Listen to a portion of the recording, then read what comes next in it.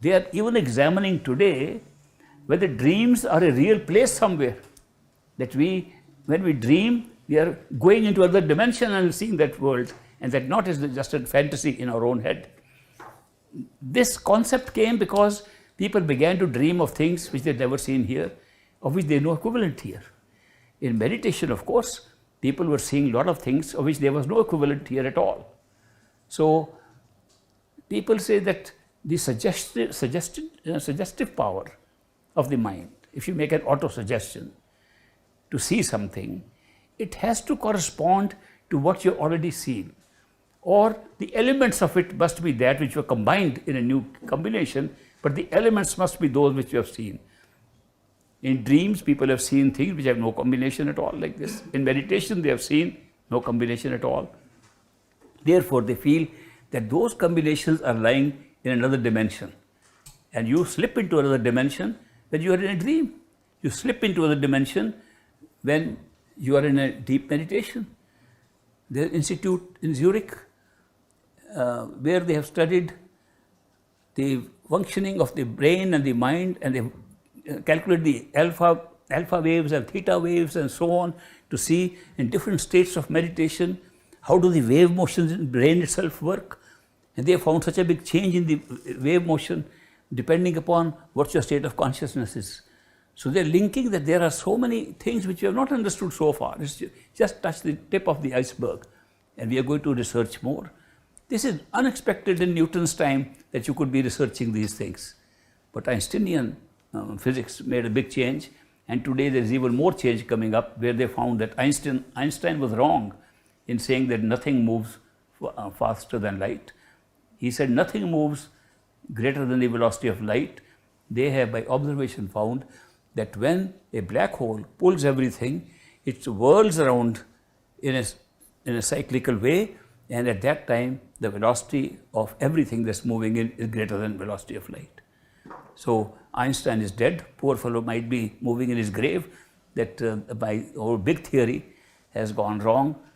But physics is proving, Einstein predicted there could be a place in the universe where everything travels faster than light. But that is an inverse universe, an opposite universe, not this. But look at what is happening.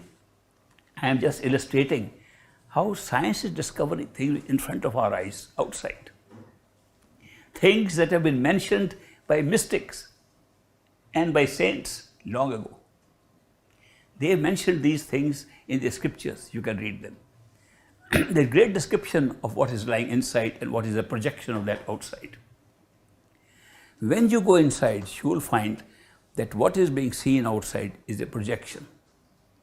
That it is being projected, it's just like a cinema projector. That the film is inside. The light is the light of your own consciousness, the light of your soul. The mind carries a film of the DVD I mentioned, and through that light of consciousness it comes out and falls on a multi-dimensional screen. Physics has accepted 11 dimensions, maybe there are more.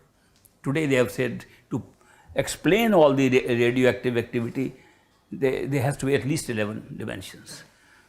At one time they believed that the Big Bang created an expanding universe. Big theory. I used to go to college, used to teach us in physics. This is an expanding universe. I used to boast to people, you know, we are all expanding, becoming bigger and bigger all the time. But since the room is also becoming bigger, we are all becoming bigger. Therefore, we don't notice the difference because all we are enlarging at the same time in an expanding universe. Where did I learn that? In the classroom, in physics, that this expanding universe, starting with the Big Bang. Then came knowledge that light measures the distance, how far you are. In those days, the light from the sun took 8.5 minutes to reach the earth. Today also it's reaching 8.5 minutes. In what way are we expanding?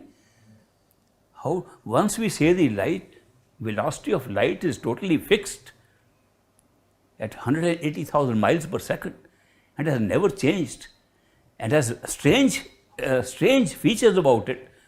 The strange features being that relative to anything else, it's always the same velocity also. For example, if a car is moving at 40 miles an hour on a road, another one passes you at 60 miles an hour, you won't feel it is 60, you will feel it's 20, because you are also moving at 40 miles an hour. And the car is moving a little faster, so you see only the difference. If it's moving at, you are going 40, it's going at 42, very slowly it will pass you. There will be difference. But when a light source passes another light source, the difference in their speed, no matter in what way they are going, is always the velocity of light. Nobody has been able to explain how that happened. This led to Einstein to believe that light was the only reality. Everything else was relative to that. He created the whole concept that everything was relative to that. Today, of course, it's gone, because we saw that the light from the sun to the earth is still taking the same what it took 40 years ago, what it took a million years ago. It never changed. They came up with a new theory, a new physics theory, that there is a membrane that prevents expansion. And now the membrane theory is the latest theory.